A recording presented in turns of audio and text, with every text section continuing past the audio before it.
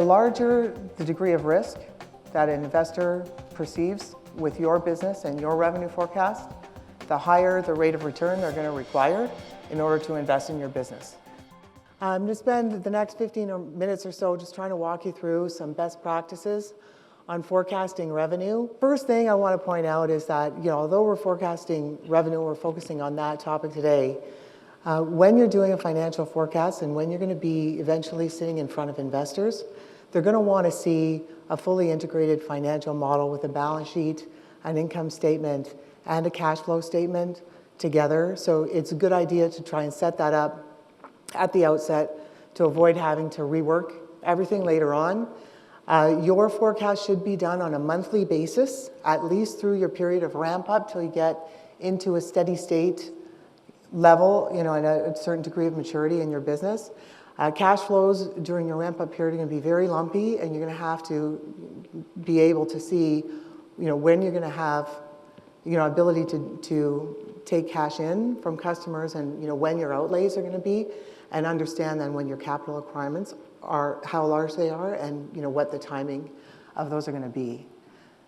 Your forecast should have some built-in flexibility around the assumptions that you're making when you're forecasting revenue. So, whether you're doing top-down or bottom-up, your key assumptions should be able to be manipulated and sensitized so that you can work out different scenarios.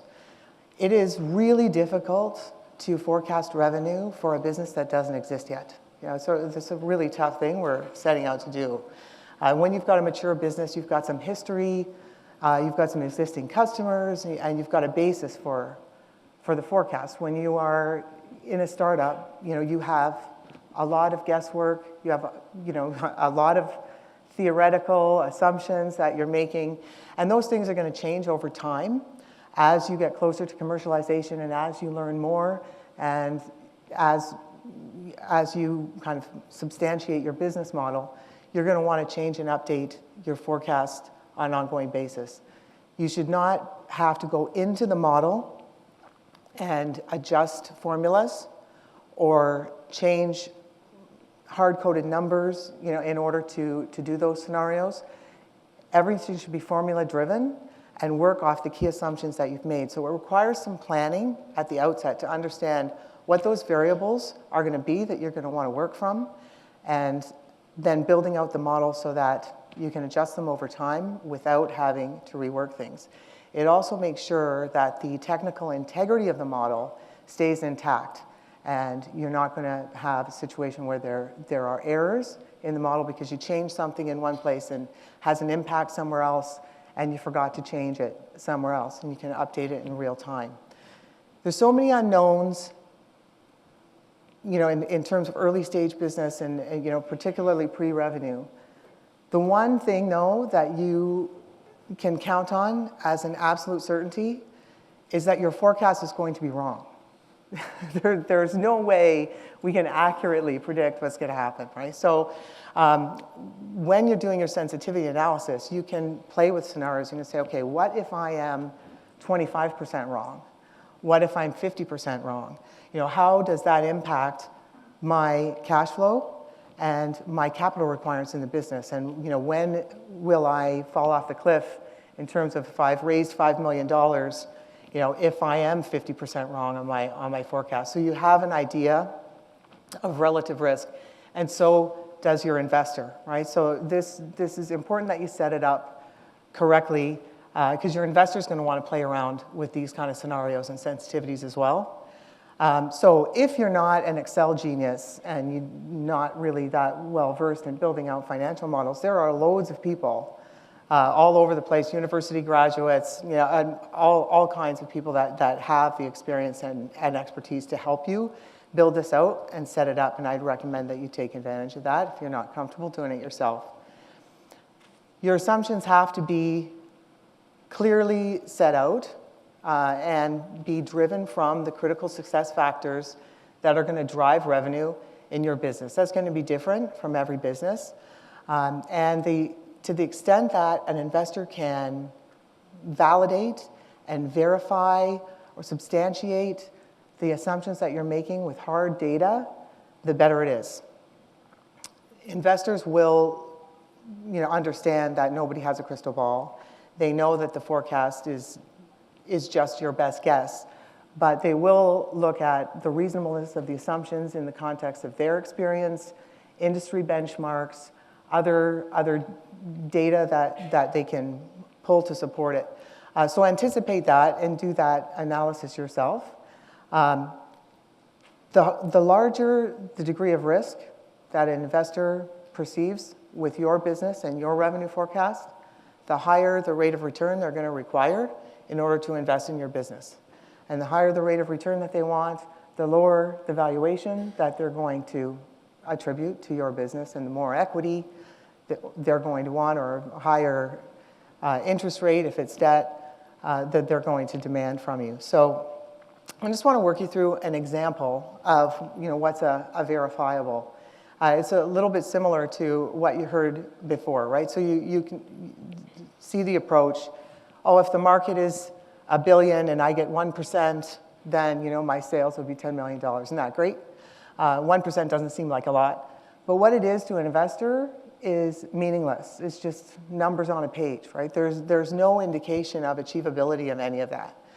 But say you take a different approach, and say you are a software as a service company, and you're looking for subscription revenue.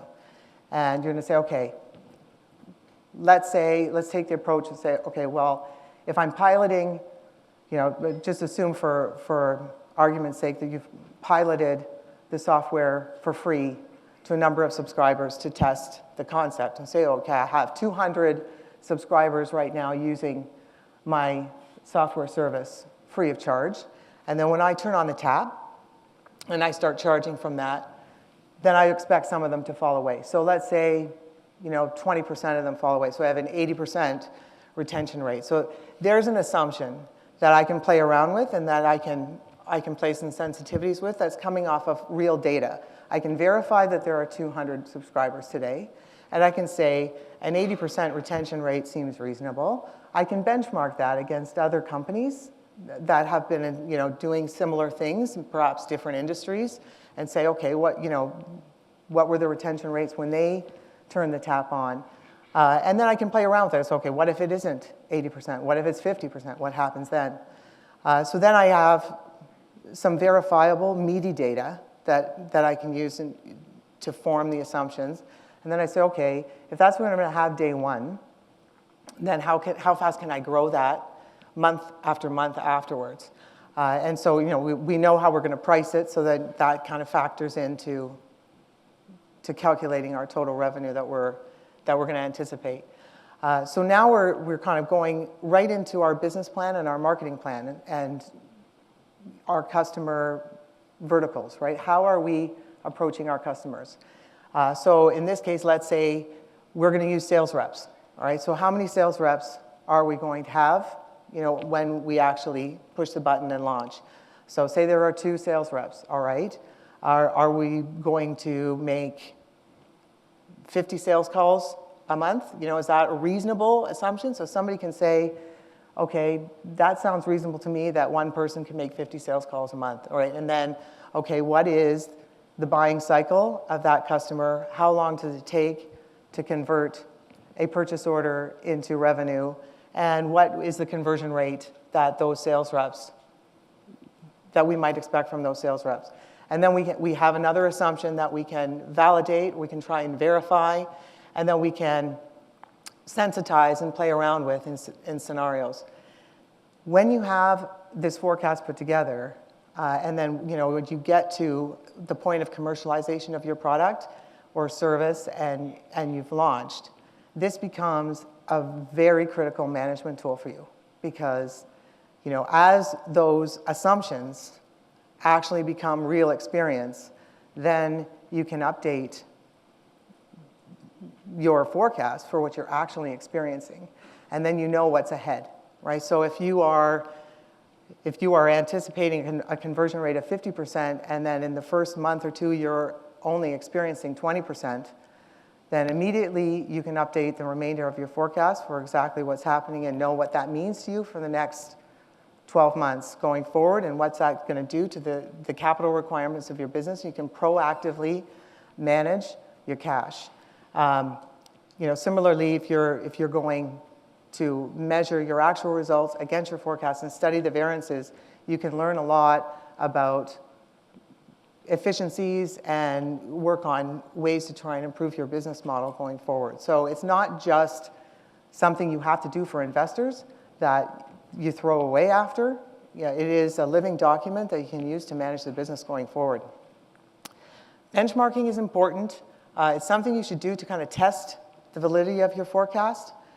If you're, say, for example, forecasting gross margins at 10% higher than the industry on average, there might be a good reason for that.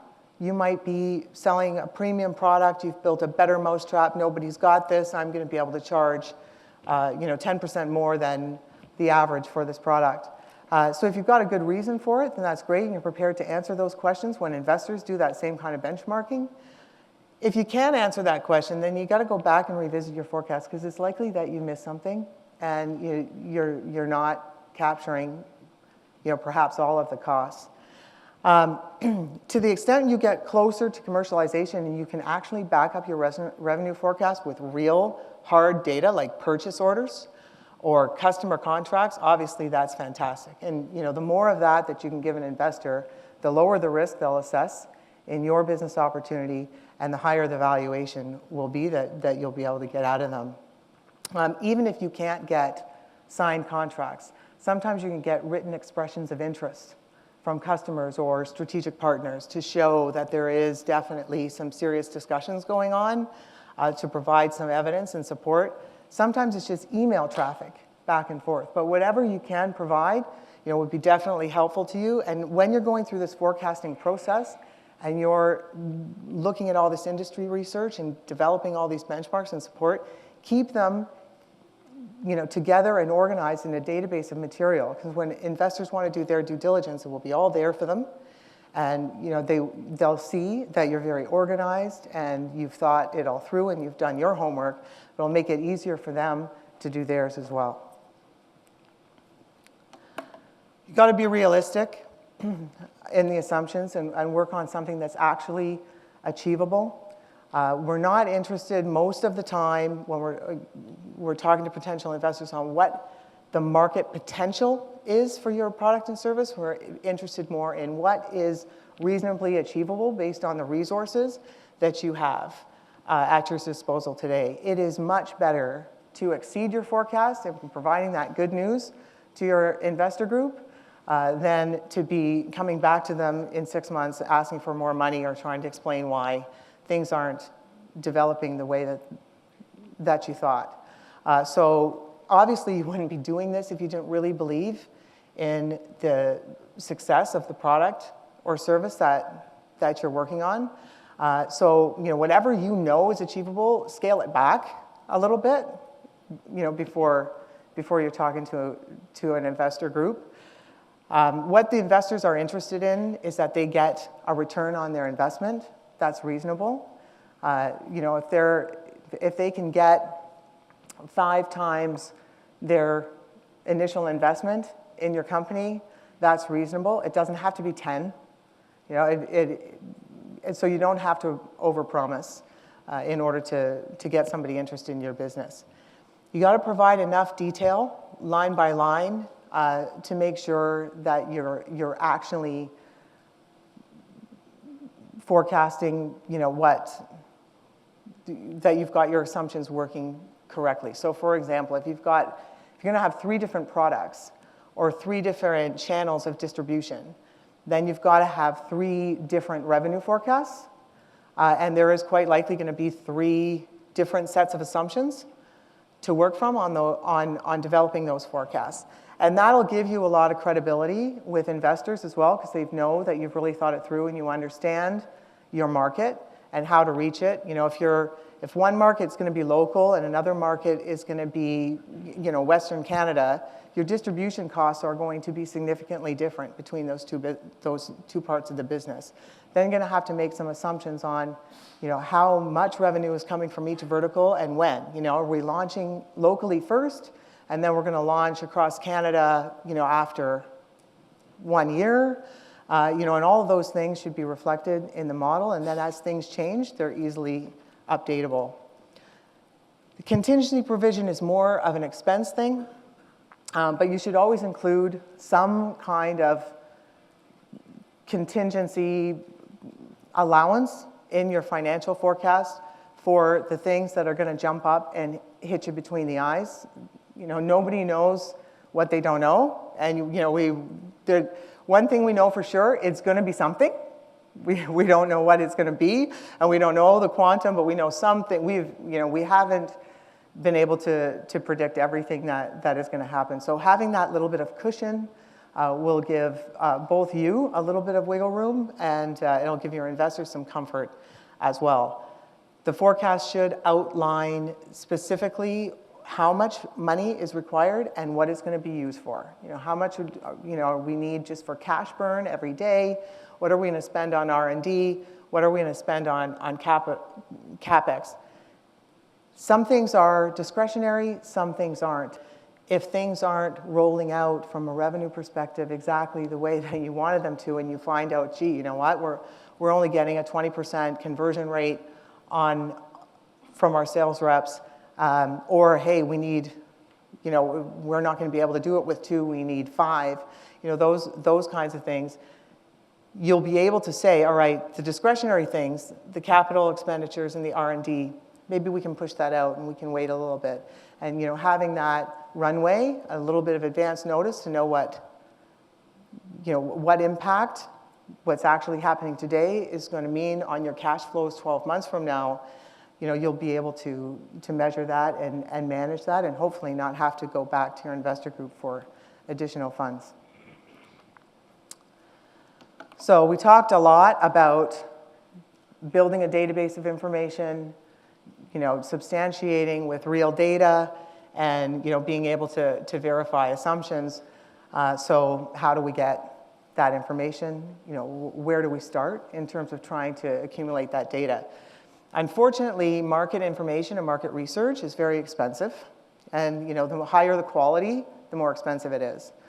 But there's a lot of sources that are available to you that are free, and that can provide you with very, very good information to get started with. One of them is obviously technology and innovation hubs like Mars. Right? And I am under the understanding that Mars has a market intelligence service. For qualifying candidates, you will have access to research professionals who then have access to paid subscription databases and market studies and research reports, et cetera. Then they can provide you access to that and give you some of the information that you need. There's always the good old internet. When in doubt, Google it. Right? You can get a whole host of information free online. Government websites, Stats Canada and Canada. I know we've got people joining us from other countries. Whatever is the equivalent. It can give you census data. It can give you benchmarking data on companies in your industry, particularly private companies that are of similar size to what you're anticipating to be. A lot of information available there. There's all the annual reports of public companies that are in your industry or in related industries. You can get a lot of benchmarking data from there. You can also get some really good insights from the management and discussion and analysis part of the annual reports that comes in at the beginning to get an idea of trends and what people are thinking about the future of that particular industry and how big the markets are. And then I can't stress enough the importance of just talking to people, right? Just the networking, the power of networking and the information you can get from talking to other people who have either serial entrepreneurs who've done this a bunch of times and have made all the mistakes and can give you, some pointers of what to do and what not to do and what worked for them and what didn't. Financial advisors, private equity groups, venture capitalists, all these people have a lot of information. They have access to paid market research that they might be able to share with you. But more importantly, they see hundreds and hundreds of companies every year. And they can provide you with a lot of insight and a lot of input in terms of kind of the direction that you're going. They can also put you in touch with other people who can help you, not only potential investors who are interested in your space, but also potential business partners and people that can help you realize your dream and help you get your product to a commercialization stage. So really, I think, take advantage of every opportunity you have to come together with other people that you might be able to gain information from. And don't be afraid to pick their brain. Ask them for information. Ask for their help. Most people are more than happy to sit down with you for a cup of coffee, 15, 20 minutes, hear about your idea, and give you some feedback.